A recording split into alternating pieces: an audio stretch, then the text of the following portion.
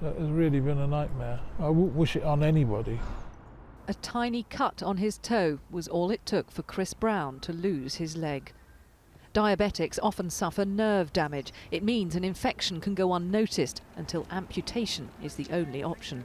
But according to Chris, that risk was never spelt out clearly enough to him.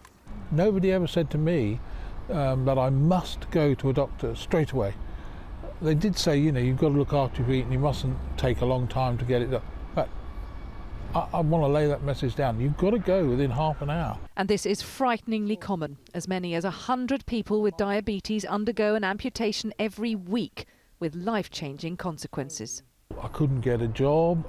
I hadn't got any money. I suddenly realised there was no point in my life at all. There are 2.7 million people in England who have diabetes, but when it comes to foot care, there are huge differences in treatment quality.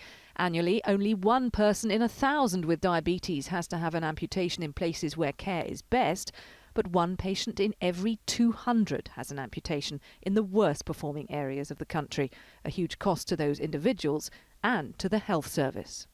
80% of the costs of diabetes go on dealing with the complications.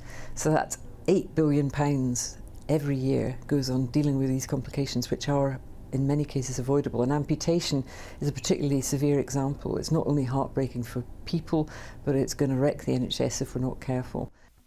In January, NHS England unveiled an action plan to improve diabetes treatment. It says 3/4 of hospitals now have specialist foot care units. But until care in worst performing parts of the country matches the places which have the best standards of treatment, diabetics like Chris will continue to have their limbs amputated and their lives changed forever. Catherine Jones, 5 News.